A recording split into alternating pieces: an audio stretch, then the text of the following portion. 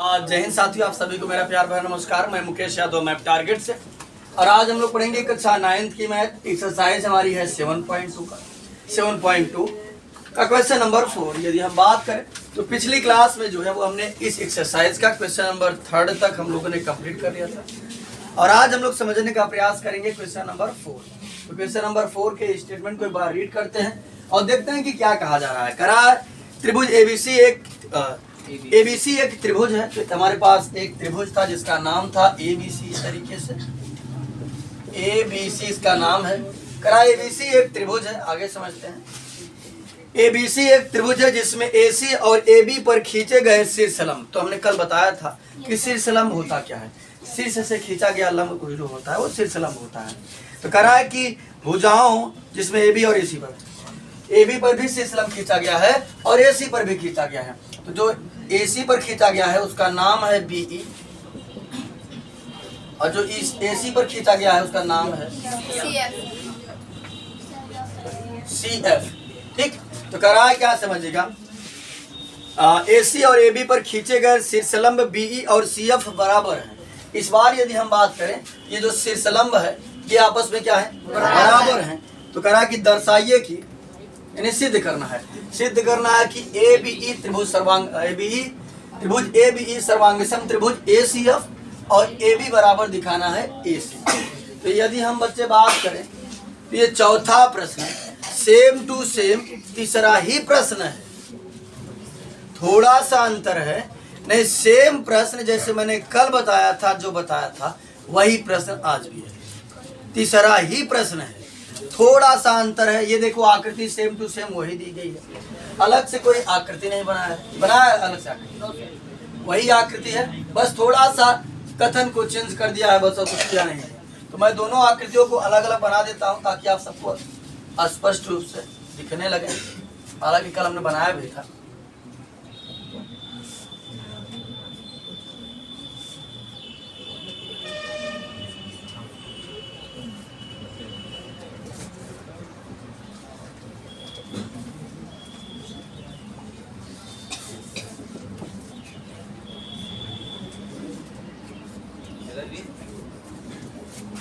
तो यहाँ समझिएगा ध्यान से।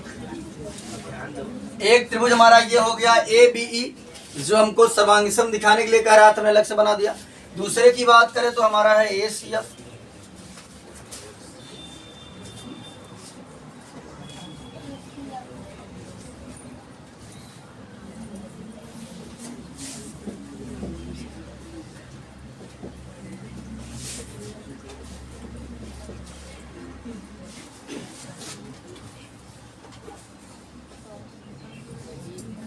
दूसरा त्रिभुज ये है। हमने दोनों को अलग अलग बना दिया जो हमको सर्वांगसम दिखाने के लिए कह रहा था।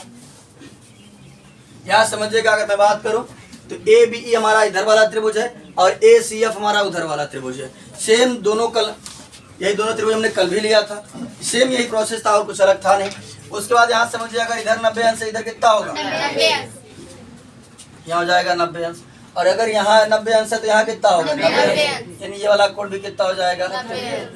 तो सर्वांगसम दिखाना है, ठीक कुछ है। और समझिए शांत करा था BE बराबर का है CF है। यानी ये रहा हमारा BE और ये रहा CF।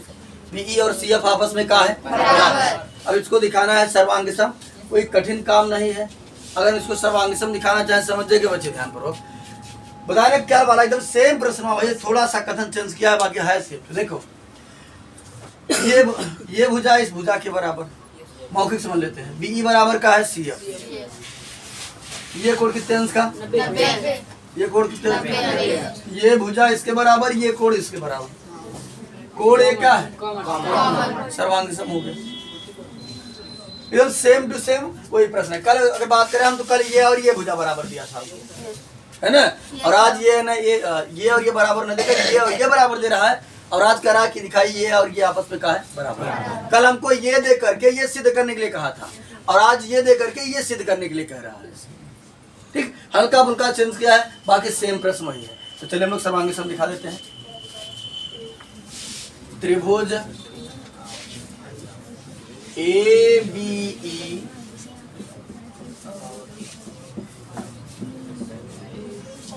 और त्रिभुज ACF में। समझो बच्चे ध्यान से, बात नहीं। अगर हम बात करें इस कोण का, ये कोण कितने अंश का है? 90। और ये कितने अंश का है? 90। इसका नाम क्या है?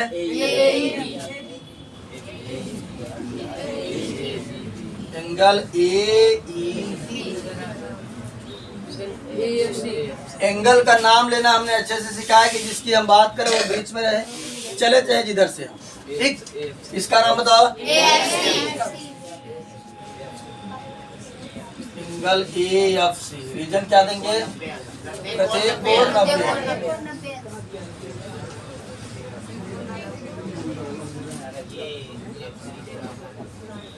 प्रत्येक कोण 90 अंश। उसके बाद समझो बच्चे ध्यान से, अगर हम बात करें ये BE बराबर क्या है? CF। BE बराबर CF, ये हमको साफ शब्दों में क्वेश्चन में दिया गया है।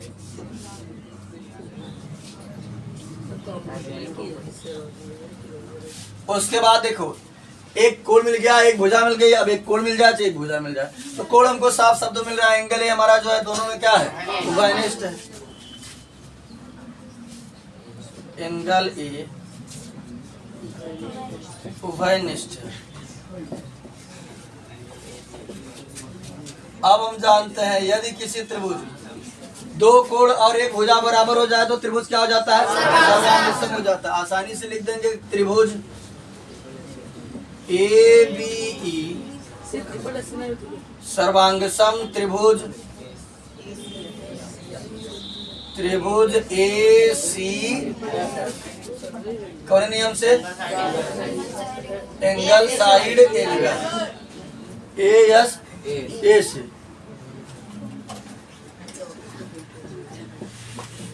एंगल साइड एंगल से, एंगल साइड एंगल से हमारा त्रिभुज सर्वांग सम हो गया। और हम जानते हैं जब त्रिभुज सर्वांग सम हो जाए तो उसकी हर भुजा हर कोण आपस में क्या होती है? आसानी से लिख देंगे AB बराबर AC। AB बराबर AC बाई CP CT होता है। शुरुआत में नहीं प्रश्न कराए थे? शुरुआत में ट्रिपल एस से प्रश्न हुआ था। शुरुआत में ट्रिपल एस से प्रश्न कराए थे। का दो ठू लगाओ। ट्रिपल एस सर्वांग समता नियम है। आगे आगे क्वेश्चन है उसमें। अब यहाँ समझिएगा ध्यान से, हम जानते हैं कि यदि दो त्रिभुज सर्वांग सम हो जाए तो उसकी भुजाएं आपस में और कोण आपस में क्या होते हैं? बराबर। AB बराबर क्या हो जाएगा? AC by CP CT। तो पहला वाला सिद्ध करना था कि ABE सर्वांग सम है ACF के, तो सिद्ध कर दिया। दूसरा सिद्ध करना था AB बराबर AC, AB बराबर AC हो गया, तो करा सिद्ध करिए। और अर्थात में कहा है, अर्थात में कहा है कि जो ABC है इस प्रकार से क्या हो जाएगा? समद्विबाहु त्रिभुज हो जाएगा। तो समझिएगा ध्यान से, अभी हमने खुद ही दिखाया, हमने सिद्ध किया ना ये AB बराबर AC। ये वाली भुजा इस वाली भुजा के क्या हो गई? हम जानते हैं यदि किसी त्रिभुज में दो भुजा बराबर हो जाए तो कौन सा त्रिभुज होता है? समद्विबाहु त्रिभुज होता है। तो अर्थात करके लिख दीजिए, अर्थात ABC, अर्थात त्रिभुज ABC एक समद्विबाहु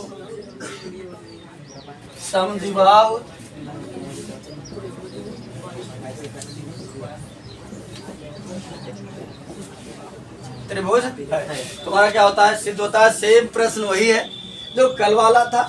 कल वाले में ये AB बराबर AC दिया गया था और आज वाले में शीर्षलंब बराबर दे दिया। कल वाले में शीर्षलंब सिद्ध करना था और आज शीर्षलंब बराबर दे करके भुजा बराबर सिद्ध करेंगे। यानी सेम प्रश्न वही है। देखो बस इसमें आज हमने लिख दिया था, कहाँ गया? ये बराबर लिखा था, कल हमने लिखा था AB बराबर AC। अभी सेम यही चीज जो यहाँ पर है वही चीज कर, ठीक। तो इस क्लास में हमने एक्सरसाइज 7.2 का क्वेश्चन नंबर 4 कंप्लीट कर लिया है। बाकी जो बचे हुए क्वेश्चन है उसे हम लोग नेक्स्ट क्लास में कंप्लीट करने का प्रयास करेंगे। तो इस वीडियो में इतना है, बाकी मिलते हैं नेक्स्ट वीडियो में। तब तक के लिए जय हिंद।